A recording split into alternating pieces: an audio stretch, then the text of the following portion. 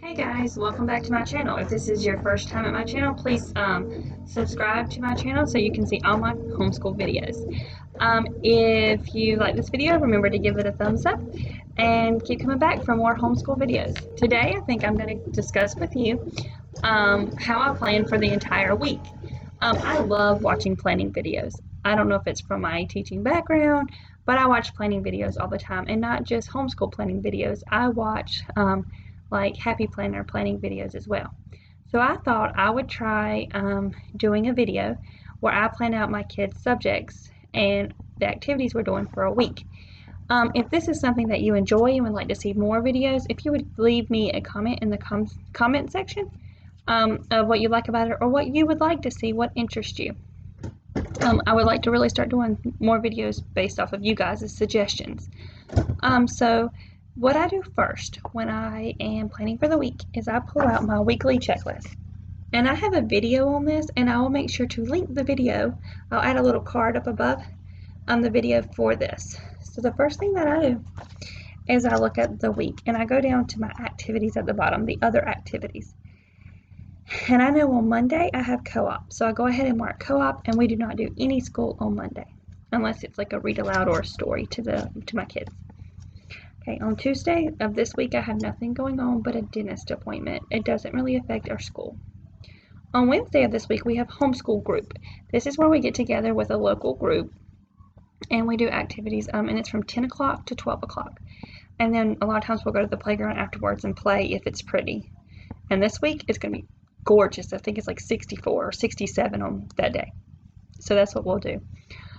So what we're going to do first is they'll go in and they'll have some socialization and playtime on Wednesday, but they also cover different subjects.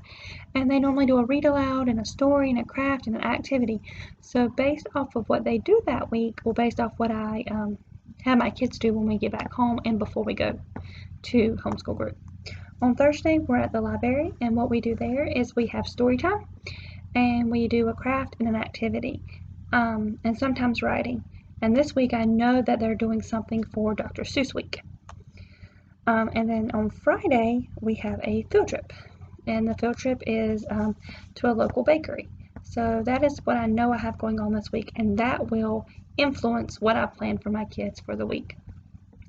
After I look at that, the next thing I do is I print out all their morning work, and I have a morning work video, and I'll link that up above as well if you're interested in that. And I'll print out all their morning work for the week, and I'll put it in their folders.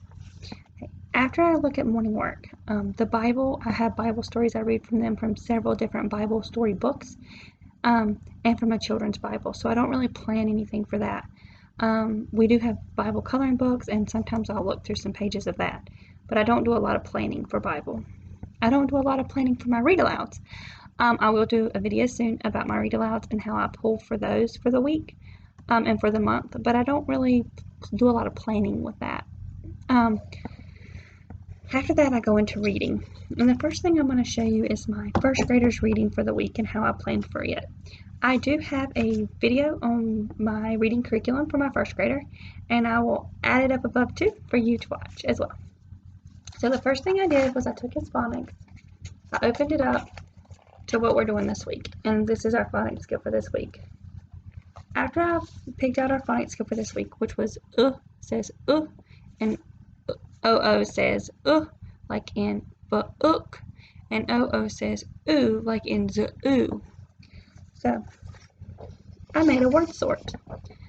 I took words from his phonics book and from some leveled readers, and I made him a word sort. And what he'll have to do is he'll have to cut this word sort out, and all through the week he'll have word sort activities, and then on Friday he'll have to take a spelling test on these words, and he'll not only have to spell them correctly, but he has to put them under the correct header, meaning if the word is cook, it would have to go under and if the word was goose, it would have to go under like goose.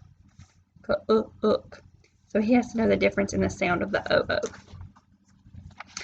I also used my Spectrum Phonics book and went ahead and printed him out 2 worksheets that he will have to do for that vowel pair, o. I then went through my leveled readers, and I seen if I had any that focused on that phonics skill. Sometimes I do and sometimes I don't. If I don't, I'll just find other leveled readers. But this time I found 2. The Good Cook and Under the Moon. So he will read both of those. So like, since today's Monday and we have co-op, we don't do school. So on Tuesday he'll do his phonics book, an activity with this, and he'll read to me. And I'll ask him questions about this book. On Wednesday, he would then do phonics book, something with his words. He would do one side of this. He could pick what side he wanted to do. And then he has to do a reading passage where he'll read me the story and he'll answer, I think there's 4 questions here. So that would be like Wednesday. Then Thursday, phonics book, something with his words, and then he'll read me the other story. Then on Friday, he'll do, there's nothing in this week. There was only 4 activities. So he'll have no phonics book. He'll take his spelling test on his words, and he'll read me a passage and answer the questions. And for this one, there's 4 questions as well. So that's what he will do for the week in reading. So he has 2 reading comprehension passages, 2 readers, which I'll show you what it looks like on the inside. And he'll have to read these, and he'll have to answer questions on these as well. So like this is like reading comprehension, but it does focus on that phonics skill. 2 phonics worksheets, his word sort, and his Hooked on Phonics book. And his Hooked on Phonics book is so short, guys. It isn't like it's a lot. Like, he'll read me just, this would be Tuesday, Wednesday, Thursday. And that is all he has this week for reading. So then after I'm done planning my first graders reading, I will then start planning my kindergartners reading activities. Okay, so after I get done with my first graders reading, then I go into my kindergartners reading. And this is just some of the stuff that I pull from him. And I'll kind of show you how I work it off. So the first thing I do is he also uses Hooked on Phonics. He's in level 1. And it does word families. And this week we're doing the and word family. So this would be like Tuesday, Wednesday, and a little story on Thursday. With his and family, he also has little phonics sheets that he does. Little phonics sheets that he does. So he has a little sheet here he does with and. It's a coloring one. This one he has to put he's going to make like a little foldable. So on this side he would put the pictures, and on this side he would put the first letter. So there's a picture of a can. So he would write C for can, and then he'd put a picture of the can. And here's the pictures, and then there's this. He also has color the chunk and read the word to me, and then there's 2 of those. So he has to do those as well. Also with him, not only is he doing phonics, but he's reviewing a letter a week. And we use this Reading Mama, and I will put it in the description below. And I am planning on doing an actual curriculum video for him for reading, because I pull from a ton of resources from him. But I love this Reading Mama, and actually a lot of these pages came from this Reading Mama. A lot of these activities came from this Reading Mama. The other ones this came from Teachers Pay Teachers. It was free. And I had just had it from when I taught kindergarten. But this Reading Mama is amazing. She's phenomenal, and I use her reading the alphabet curriculum. I used it last year when he was in pre-K, and I'm using it now while he's in kindergarten. And there was just pieces of it that I didn't use last year, and there's pieces of it I don't use this year, debating on where he's at. But we mainly use it now as a review. It comes with a reader every week. So this reader, we're in letter Q, and this reader is using the sight word am. So every week he has a sight word focus. And it's very easy to read. It says, I am a quail, and there's the picture of the quail. With that, he also has a print awareness thing that he does for writing. So it tells him to draw a picture of a quilt, and then it gives him a sentence, and he has to cut the sentence out, or sometimes I'll cut it out for him. And he has to piece it together to make a complete sentence, and then he has to rewrite the sentence. And this one said, I made a quilt for you. So the letter this week was Q. That's our review letter. It also has a color, so like all the M's are yellow, so he has to look at his shape, find M, and color it yellow. Going along with reviewing on his sight words, I also created this, and I'm not even sure where I heard about this song. It was somewhere on Pinterest. So what he does is every week he gets a new word, and it starts in 1. If he gets 1 right, it moves to 2. If he gets it right, it moves here. And then it moves here, then it moves here, then it moves here, then it's done. So before a word gets done, he's practiced that word 7 times. And then what I do is I take these, and we read these about twice a week. Like every Tuesday and Thursday, he has to read all of his done words to me.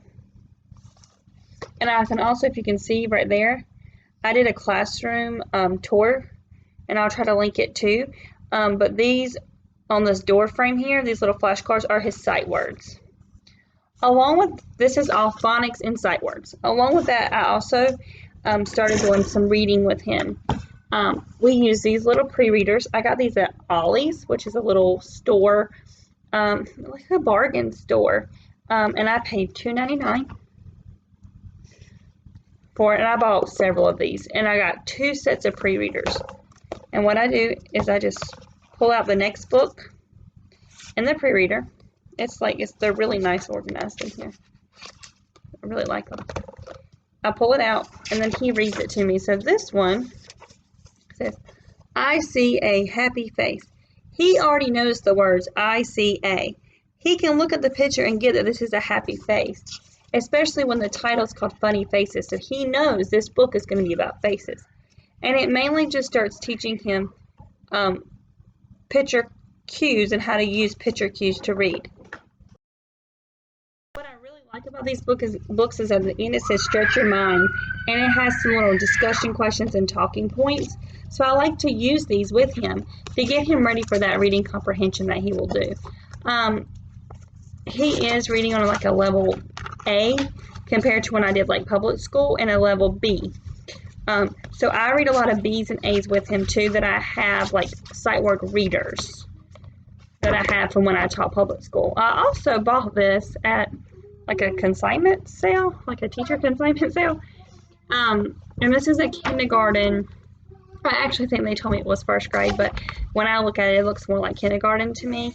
Reader, and I have the whole set for that year. So we just started this, and we're going through these. You can see it says like Pam has a cat. He is Max. So this is teaching him how to sound out words, and it's just really simple sentences for him. And he is learning his word families, which will help him a lot with those words. Also, he does a lot with magnetic letters, where he has to build words. Like this week, it'll be all the and family and probably review of the at family. So I would say build me can, and he would have to build that word. He also has word sorts like my son does, and I'll look for him for an and word sort. So when I taught, I used to use words their way, and I still have some of it. I've lost a lot of it, which makes me really sad. Like, I don't know what happened to it. I had it on a hard drive, and I can't find the hard drive, and then I printed a lot of it, but I didn't print the entire thing. So with my older son, you've seen that I had created my own word sort.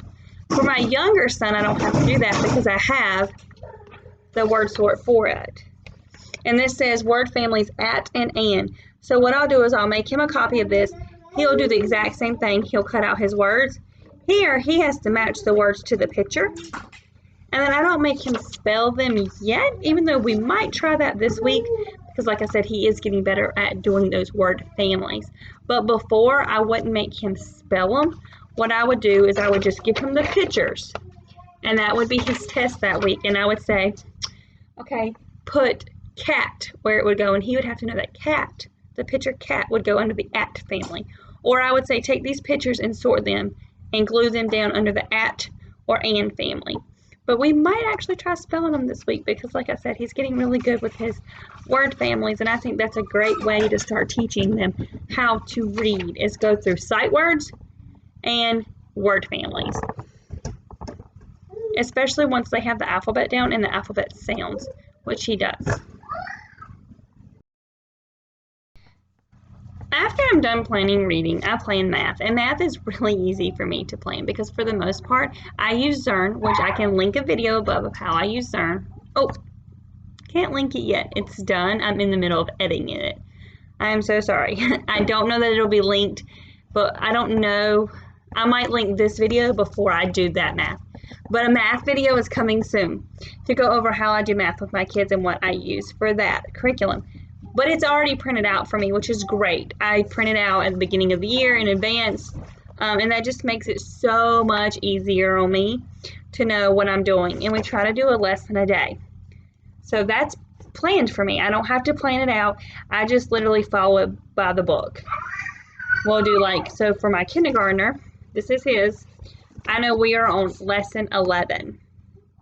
That's what we ended on. So I know we'll start with 12. So we'll do 12, 13, 14, and 15 this week. And then next week, he will start on lesson 16. And then my other son, he is in his, I think he's on lesson 7. And we will go through 7, 8, 9, 10. And then next week, I'll start with him on lesson 11. And it's nice to have no prep for math, unless they need something special or I'm doing a game with them. Hi guys, so for science, what I'll be working on for this week is panda bears, and we'll be traveling to China to learn about pandas. We do this through Sassafras Zoology, which I can again add a link up here at the top somewhere of the video to show you my science curriculum. My boys love this. I love this. It's amazing.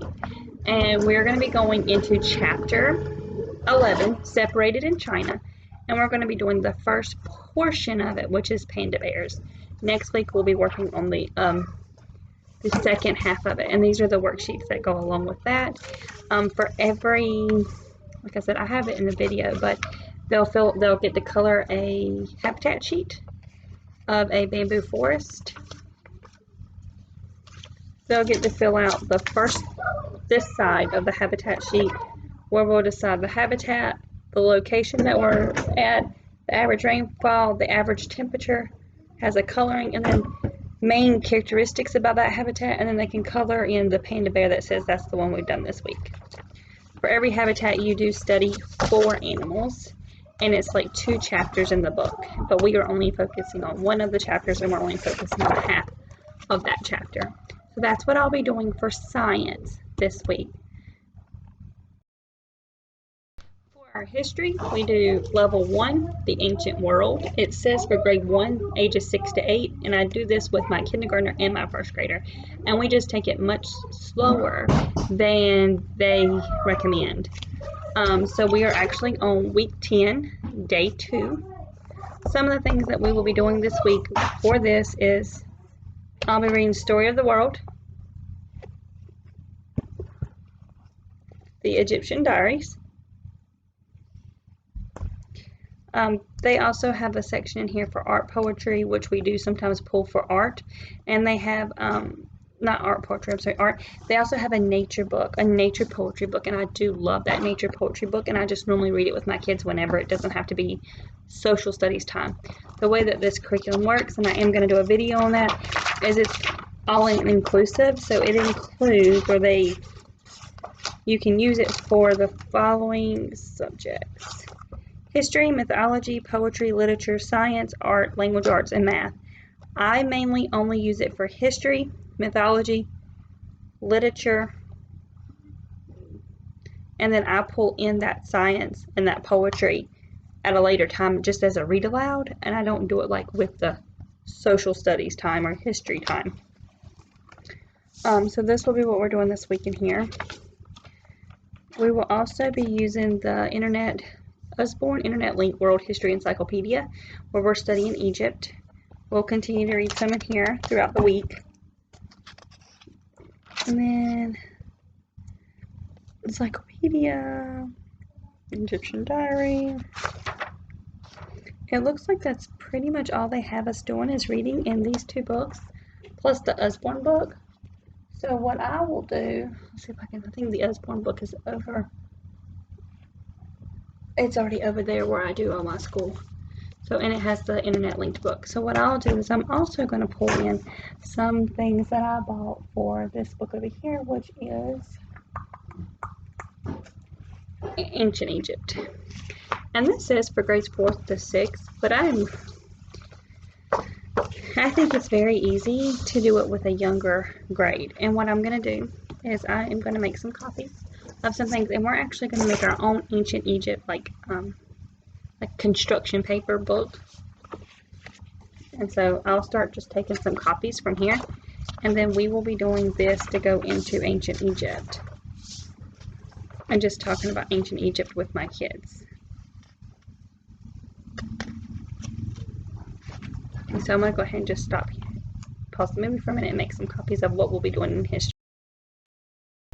So I totally forgot that I have a younger Egyptian book too. It's called Ancient Civilizations, and I've already showed you that book, I think, in one of my curriculum things.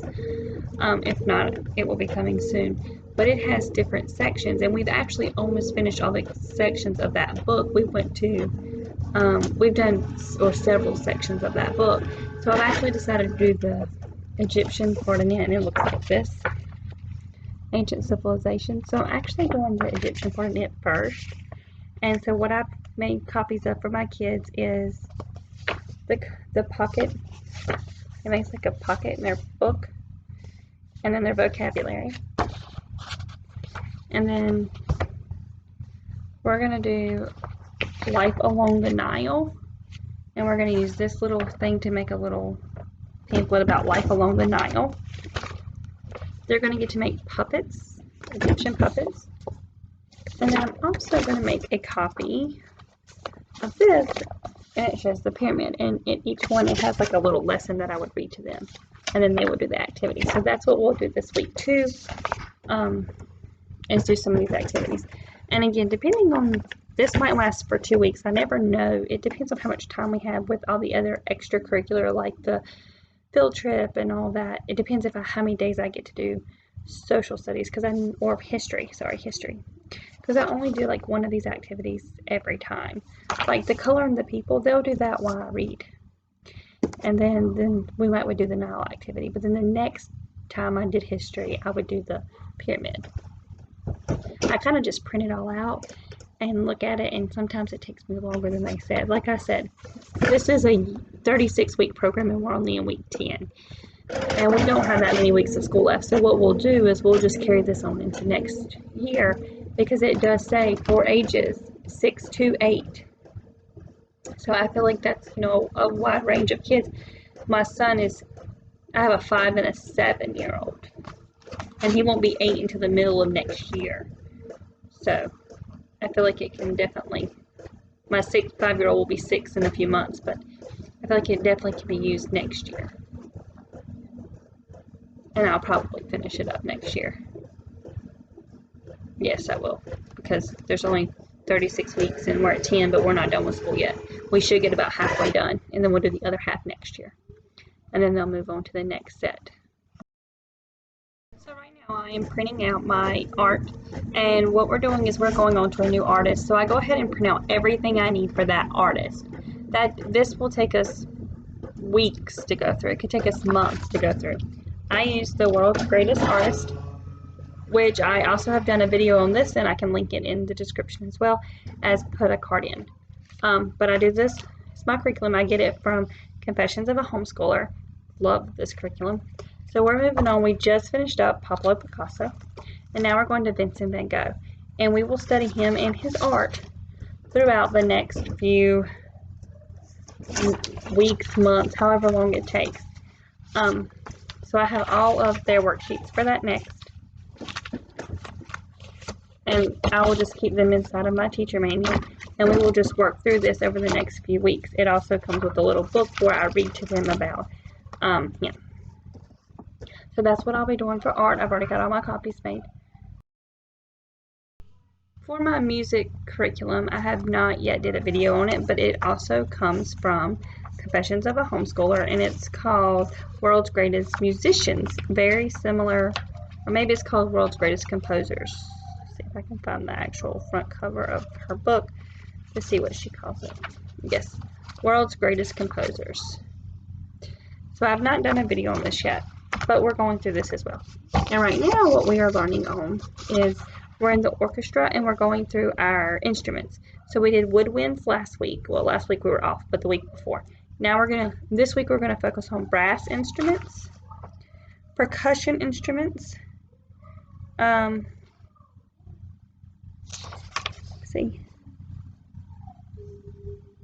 wind instruments. Yes. So we've done strings. So we're going to do woodwinds, brass, and percussion instruments this week. And we'll try to finish up all of our instruments so we can go into our first composer, who is Bach. And we might start learning about Bach this week, or we might wait until next week. It just depends. Again, with time and things. But this is what we're doing for World's Greatest Artist. And it will be very similar to, World's Greatest Composer. And it's very similar to World's Greatest Artist with what we have. Hold on, I'll show you a little snippet of it. So this is what the kids have done so far. And we're just filling these in. So they have a composer timeline. We'll add our pictures of our composers up here. So far we've learned about the different time periods. We've learned about how they set up an orchestra. We've talked about all the different seating arrangements. We've talked about all of our different music vocabulary. And we did the string instruments. Now we're going into the rest of our instruments. We'll finish up our instruments this week, and then we'll be doing the next section of this, which will be adding in our composer information.